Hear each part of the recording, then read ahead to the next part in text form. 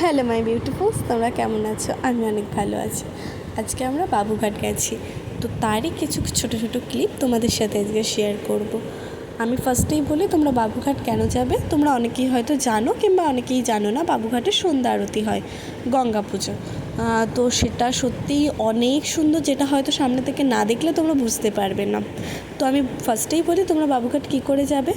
তোমরা নিজ নিজ স্টেশন থেকে মাঝেরহাট লোকালটা ধরার চেষ্টা করবে, যেটা অনেকটাই বেশি সুবিধা বাস বা অন্য কিছুর তুলনায়। মাঝেরহাট লোকালটা ধরলে তোমরা ইডেন গার্ডেন স্টেশনে নামবে। ইডেন গার্ডেন স্টেশনটা হলো বিবাদীবাগ স্টেশনের পরে এবং প্রিন্সেপঘাট স্টেশনের আগে। আর তোমরা ঠিক দমদমটা পার করার পর থেকেই দেখতে পাবে, দমদমটা পার করে 2-3টে স্টেশনের পর থেকেই তোমরা বাইরের যে ট্রেনের বাইরে থেকে যে গঙ্গার দৃশ্যটা, সেটা দেখতে দেখতে উপভোগ করতে করতে গেলে সত্যিই তোমাদের মনটাও অনেকটা শান্তি হয়ে যাবে। খুবই ভালো জায়গা। তো তোমরা ওখানে অলমোস্ট 5টার মধ্যে পৌঁছে যাওয়ার ট্রাই করবে, যদি তোমরা ওখানে চেয়ারে বসতে চাও, কারণ সন্ধ্যা আরতি শুরু হয় 6:30 থেকে, 6:30টায় শুরু হয়। আর চেয়ার ওখানে 5টার সময় পেতে দেওয়া হয়। যদি তোমরা চেয়ারে বসো, 5 থেকে 5:10 ভিতর চেয়ার ফুলফিল হয়ে যায়।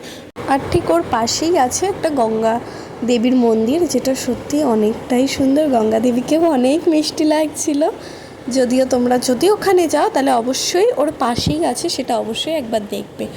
আর যেটা তোমাদেরকে বললাম যে চেয়ারের কথা, কিন্তু আমার মনে হয় চেয়ারের থেকে, কারণ আমি চেয়ারে বসেছিলাম, বাট তারপরে আমার মনে হলো যে গঙ্গার আরতির হয় যেই দিকটায়, সামনের দিকটায়, সেখানে নিচে ঢাল মতন করা আছে, সেই ঢালে অনেকে বসতে পারে। আর বাকি সাইডে ব্যারিকেড দেওয়া আছে, যেখানে অনেক অসংখ্য মানুষ ওখানে ভিড় হয়, সে অসংখ্য মানুষরা ওখানে দাঁড়িয়ে থাকে। আমি প্রেফার করব তোমাদেরকে, যদি তোমরা ভালো করে সুন্দরভাবে সেই জিনিসটাকে পর্যবেক্ষণ করতে চাও, তাহলে অবশ্যই তোমরা চেয়ার পাবে না, সেখানে নিচে বসতে হবে। তো নিচে বসে সেই ভিউটা এনজয় করার ব্যাপারটা সত্যিই আলাদা। তো আমি প্রেফার করব যে তোমরা নিচে বসো, কিংবা ওই পাশের ব্যারিকেড যেখানে আছে সেখানে দাঁড়িয়ে থেকো। কারণ পেছনে যদি তোমরা চেয়ারের দিকে বসো, তাহলে তোমরা সন্ধ্যা আরতিটা অলমোস্ট পেছন দিক থেকেই দেখতে পারবে বেশিরভাগটা। আর তোমরা গঙ্গার সাথে সন্ধ্যা আরতির সেটার ঠিক অ্যাটাচটা পাবে না। তো আমি ওই জন্য প্রেফার করি যে তোমরা সামনে বসো। যেহেতু আমি বসেছি, তো আমি তোমাদেরকে সেটাই প্রেফার করলাম। আর তারপরে সত্যি কথা বলতে, ওখানে গিয়ে ওনাদের এত সুন্দরভাবে আরতি করা দেখে, একবার এক এক রকম প্রদীপ নিয়ে এক এক রকম, আরতি সম্পর্কে তো আমার ধারণা খুবই কম, কিন্তু ওদের আরতি দেখে সত্যি চোখ জুড়িয়ে যাবে, এত সুন্দর। তো আমি প্রেফার করব তোমরা সকলেই একবার যাওয়ার চেষ্টা করবে।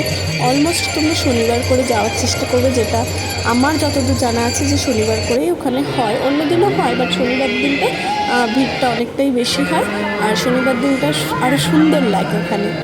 আর তোমরা ওখানে যাওয়ার পরে যদি তোমরা অনেক আগে গিয়ে থাকো, তাহলে তোমরা ওর পাশ থেকে মিলেনিয়াম পার্কের দিকে হেঁটে যেতে পারো, যেখানে অনেক ভালো ভালো ফটো তোলার জায়গা আছে, ভিডিও করার জায়গা আছে। আর যদি তোমরা মনে করো যে তোমরা লঞ্চে করে ঘুরবে, তাহলে তোমাদেরকে 2 ঘন্টা লঞ্চে ঘোরানো হবে, পার হেড 150 টাকা করে। যে লঞ্চ তোমাদেরকে প্রতিটা ঘাটে ঘাটে নিয়ে গিয়ে ঘোরাবে। আর যে ঘাটে কোনো মন্দির আছে সেটা দেখাবে, কোনো ঘাটে সন্ধ্যা আরতি হলে সেটা দেখাবে। তো ওটাও একটা ভালো এক্সপিরিয়েন্স, বাট আমাদের টাইমিং অনেক শর্ট ছিল বলে আমরা সেখানে যাইনি। তো that's my day. Thank you for watching. তোর ভিডিওটা দেখে থাকলে প্লিজ সাবস্ক্রাইব করে দিও।